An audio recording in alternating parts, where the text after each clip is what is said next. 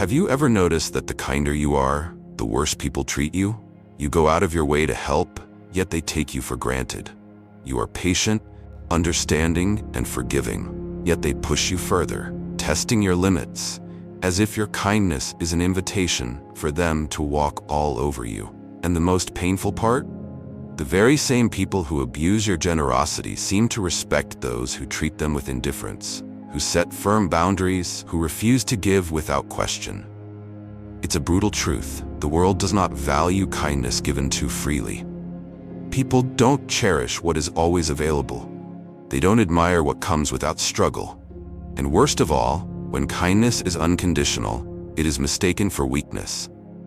You think you're doing the right thing, being the bigger person, keeping the peace, but in reality, you are slowly teaching people that your needs don't matter, that your time is theirs to waste, and that your generosity comes at no cost. This isn't a call to become cruel. Stoicism does not teach us to be cold or selfish, but it does teach us that kindness without strength is nothing but submission. Marcus Aurelius understood this well. He knew that true power lies not in blind generosity, but in choosing when to give, when to say no, and when to walk away. So why does kindness often lead to disrespect? And how do you remain a good person without being used, without being undervalued, without being seen as weak? In this video, we will break down 9 brutal truths about kindness, why it makes people lose respect for you, and how to command respect while still being generous. Like, share, and subscribe to Victory's Stoic if you refuse to let kindness be mistaken for weakness. Comment below, I choose kindness with strength. To affirm your commitment to setting boundaries and standing your ground. Have you ever been disrespected for being too kind? Share your story in the comments. Let's dive in. Number 1. When you're too kind, people see it as an obligation, not a choice. At first, they say thank you. Then they say, can you do it again? And before you know it, they don't say anything at all, because now it's expected. This is how the slow, silent betrayal of kindness begins. You offer a favor, and at first, they appreciate it. But soon, appreciation turns into expectation, and then expectation turns into entitlement. Take this classic example. You start giving a coworker a ride home from work. The first few times, they're endlessly grateful. Wow, I appreciate it, you saved me so much trouble. But then, they stop thanking you. A few weeks later, they don't even ask anymore. They just assume you'll be there. One day, you can't give them a ride. Instead of understanding, they act inconvenienced. Wait, what do you mean you're busy? How am I supposed to get home? And there it is. Your kindness was never kindness to them. It was just another service. Marcus Aurelius said, do not expect to be thanked for kindness. The act of doing good must be its reward. But here's what even the Stoics would warn you about. If you give too much, too often, to the wrong people, they stop seeing it as kindness and start seeing it as something you owe them. This doesn't just happen with coworkers. It happens in friendships, relationships, and even family. You help your friend move apartments once, twice, 3 times. The 4th time, they don't even bother asking. They just text you the date. You cover for a lazy colleague at work, and suddenly their unfinished projects magically become your responsibility. You're always the one reaching out in a relationship, and before you know it, you're the only one keeping it alive. Kindness without limits is not kindness, it's unpaid labor. So what's the solution? You must train people to appreciate your kindness, not expect it. Here's how. 1. Make your kindness a privilege, not an obligation. Do it when you want to, not when they expect you to.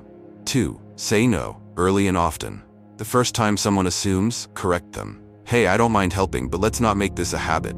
3. Test people's appreciation. Stop doing favors for a while. If they react with anger, not gratitude, you know exactly what you meant to them, a convenience, not a person. The reality is this: people respect what is rare and appreciate what is earned. If you give endlessly without boundaries, your kindness stops being valuable. It becomes disposable. So the next time you feel someone slipping into expectation mode, remind them, and yourself, I help because I choose to, not because I have to. If they can't accept that, then they never deserved your kindness in the first place. Number 2, being too kind makes you the easy option, and the least respected people say they want kindness. They claim to value generosity. They insist that they admire those who are selfless and giving. But reality tells a different story. Psychology has proven that humans place less value on what they obtain too easily. In relationships, in friendships, in work, in life, the more effortlessly something is given, the less it is appreciated. And the sad truth is, when you are always available, always accommodating, always saying yes without hesitation, you become just another easy option. Let's talk about dating. Imagine two people. One is always there, always agreeing, always available. They answer messages immediately, rearrange their schedule to accommodate the other person, never challenge anything, never disagree, and never make the other work for their attention. They think this makes them the perfect partner. But what happens? They get ignored, overlooked, and taken for granted. Meanwhile, the other person, who is unpredictable, who has their priorities, who is kind but selective with their time and attention, suddenly, they're the one people chase. They're the ones everyone wants. Why? Because humans don't respect what comes too easily. Now, this doesn't just apply to dating. It happens in friendships and work as well. Think about it. The colleague who always volunteers for extra work, they don't get rewarded, they get exploited. The friend who always says yes to plans, they aren't valued, they're just expected to show up. The employee who never demands a raise, don't get promoted, they get overlooked. Marcus Aurelius wrote, "It is not the things themselves that trouble us, but our judgments about them." If you believe that constantly giving will earn you respect and appreciation, you are judging wrong. The world doesn't work that way. What is abundant is not valued. What is rare is priceless. So how do you fix this? Stop making yourself the easiest choice. 1. Be kind, but be rare. If you are always available, people won't appreciate your presence. They will take it for granted. 2. Say no more often. The moment you become more selective, people will start valuing the times you say yes. 3. Make them earn your kindness. If someone expects your time, effort, or generosity, let them prove they deserve it. The truth is, being too easy to get makes you easy to forget. People chase what they fear losing, and they neglect what they assume will always be there. So the next time you catch yourself being too available, too forgiving, too accommodating, pause. Ask yourself, am I doing this because I truly want to? Or am I doing it because I think it will make them value me? Because if you have to convince someone to appreciate you, you've already lost their respect. Number 3, if you always give without asking, you teach people that you need nothing. Generosity is a beautiful thing until it turns into self-erasure. If you constantly give without ever setting expectations, if you offer your time, energy, and kindness without ever asking for anything in return, you are sending a dangerous message. I don't need anything. I don't have limits. I exist only to serve. And guess what? People believe you. Think about it. What do we value the most? The things that are hard to get? The rare things. The things that demand effort, attention, and respect. But what happens when something is always available, always free, always given with no conditions? We don't appreciate it. We don't respect it. We use it. Take friendships, for example. You're always there for them, listening to their problems, supporting them, showing up whenever they need you. But have you ever noticed how they suddenly vanish when it's your turn to need something? That's because you've trained them, taught them, that your needs are secondary, that your role is to give, not to receive. Or look at work. The employee who goes the extra mile without ever asking for a raise doesn't get promoted. The one who stays late every night without question doesn't get appreciated.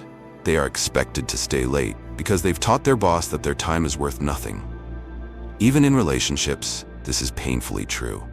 The partner who gives endlessly but never asks for anything in return isn't seen as the most valuable.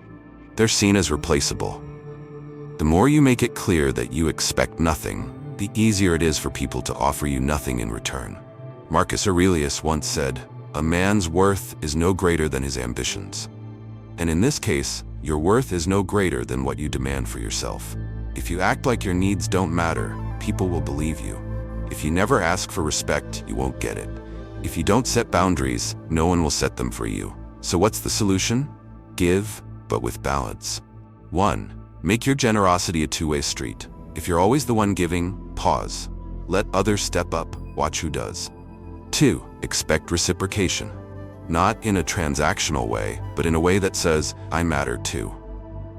3. Set limits before you reach resentment. If you keep giving without boundaries, one day you'll wake up bitter, exhausted, and wondering why no one values you. The truth is that selflessness without self-respect is self-destruction. The world doesn't reward people who give endlessly. It rewards those who know their worth and make sure others do too. So if you've been giving without limits, ask yourself this: am I truly kind, or am I just afraid to ask for what I deserve? Because at the end of the day, if you don't value yourself, no one else will. Number 4, Stoicism teaches that kindness is not unconditional sacrifice. It is intentional action.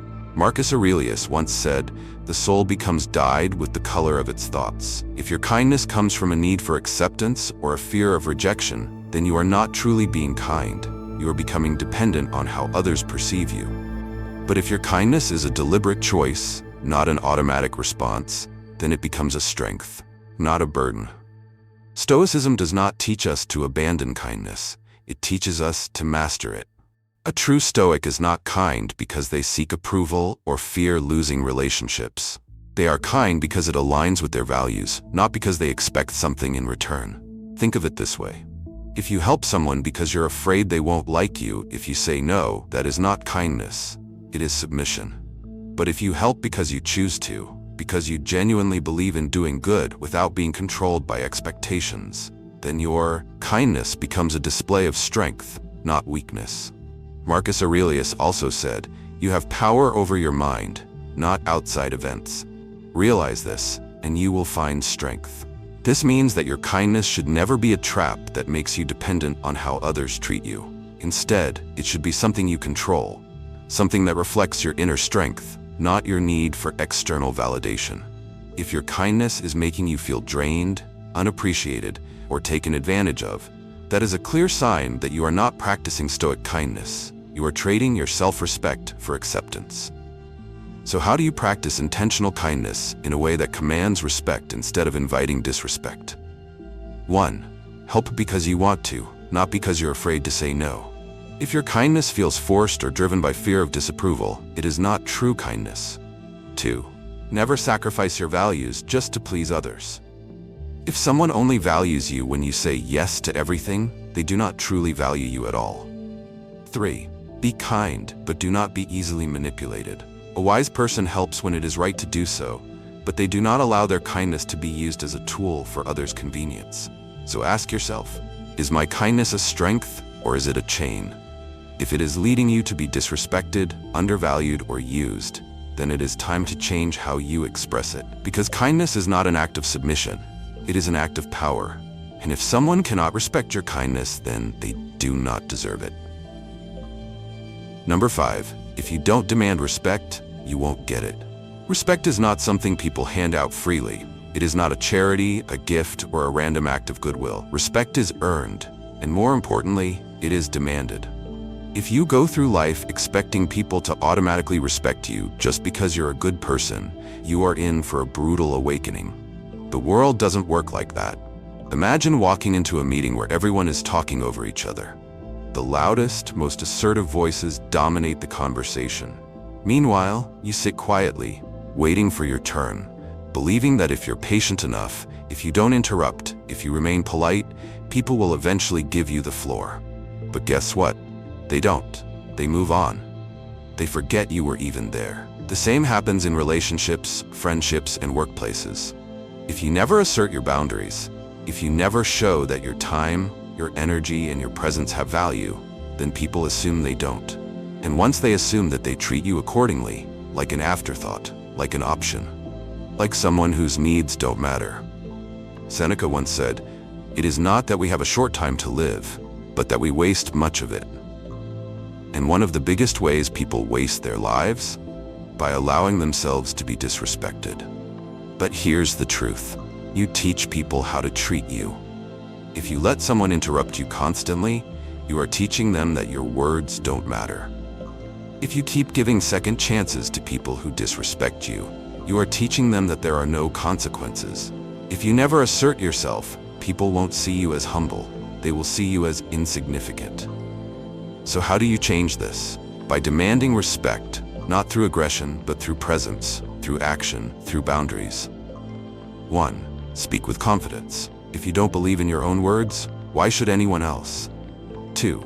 Set boundaries early and enforce them consistently. If someone disrespects you once, correct them immediately. If they do it again, show them the door. 3. Stop giving unlimited access to people who don't value you. If someone repeatedly ignores your needs, remove yourself from their world. Respect is not given freely. It is given to those who demand it, who show that they will not accept anything less. So ask yourself, are you waiting for people to respect you, or are you showing them why they should? Number 6. Kindness without strength equals an easy target. There is a dangerous lie we are told growing up. If you are kind, people will treat you well. But the harsh reality? Kindness without strength does not make you respected. It makes you a target. People do not automatically appreciate kindness. They test it. They push their limits. And if they sense weakness behind it, if they see that you lack the courage to say no, to stand up for yourself, to assert your worth, they will take advantage of you. Picture this. There are 2 types of nice people. The first is someone who always agrees, always says yes, never pushes back, and never demands anything. They believe that if they keep being good, people will eventually appreciate them. But what happens? They are ignored, walked over, and left exhausted. The second type is kind but firm. They help others, but only when it aligns with their values. They don't give endlessly to those who don't deserve it. They know when to walk away, when to push back, and when to say, enough. This person commands respect. Marcus Aurelius, the great Stoic emperor, once wrote, "The best revenge is to be unlike the one who did you harm." This means that you do not need to become cruel or manipulative, like those who take advantage of you. But you do need to balance your kindness with strength so that you are not mistaken for an easy mark. Here's how to stop being a soft target. 1. Detach kindness from weakness. You can be kind and still be strong. You can be generous and still have boundaries. Being kind does not mean being available to everyone at all times. 2. Be selective with your kindness. Not everyone deserves your time, your energy, or your help.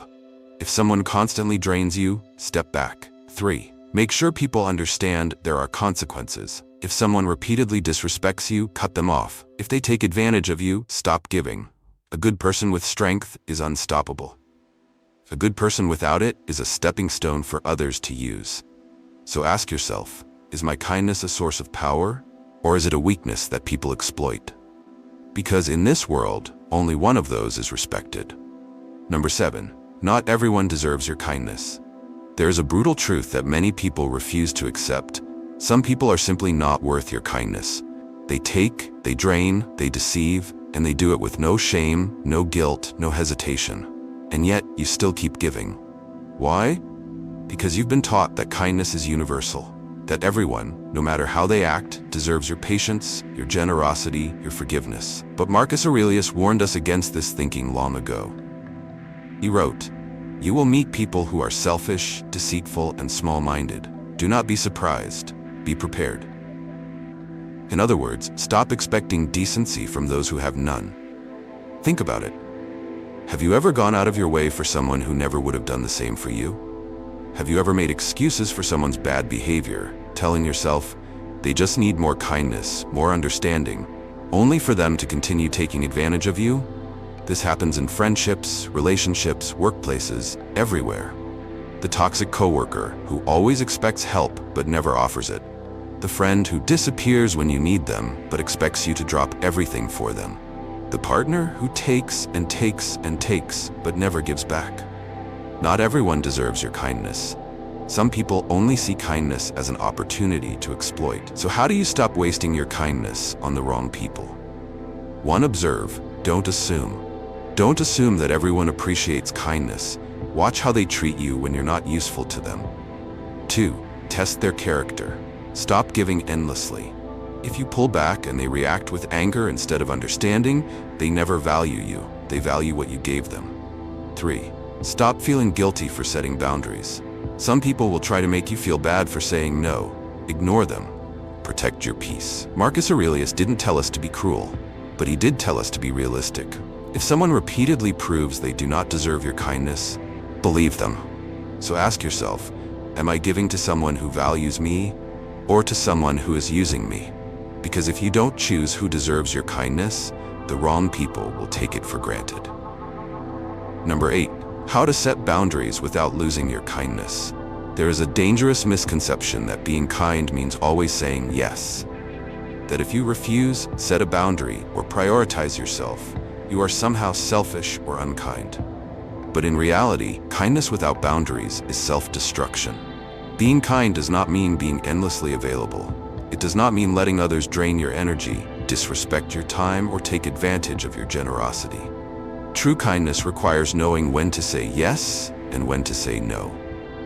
Marcus Aurelius understood this well. He did not say be kind at all costs. He said, waste no more time arguing about what a good man should be one. And part of being a good person is protecting yourself from those who will exploit your goodness. So how do you set boundaries while still being a kind person? 1. Learn to say no without guilt. If someone only values you when you say yes, then they don't value you. They value what you do for them. 2. Communicate clearly and firmly. Instead of saying, I wish I could help, but say, I can't commit to that right now. No excuses, no over-explaining. 3. Stop apologizing for protecting your time. Your time, energy, and emotional well-being are just as important as anyone else's. You are not selfish for treating them that way. 4. Recognize that boundaries are not barriers. They are the foundation of healthy relationships. People who respect you will accept your limits. People who try to guilt-trip you for them, they never respected you to begin with. Being kind does not mean sacrificing yourself.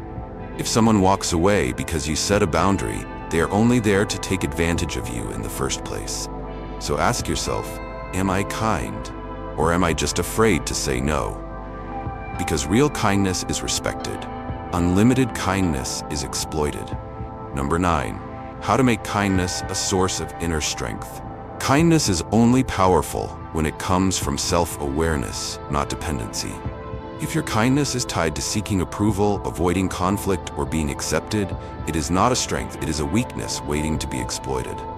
But when kindness comes from a place of inner strength, when it is given freely, but not at the cost of your dignity, it becomes an unshakable force. The key to making kindness your power, not your weakness, lies in 3 fundamental Stoic principles. 1. Do not seek recognition for your kindness. True kindness is valuable not because of how others react to it, but because it aligns with who you are. If you expect gratitude, praise, or reciprocation every time you do something good, you are setting yourself up for disappointment.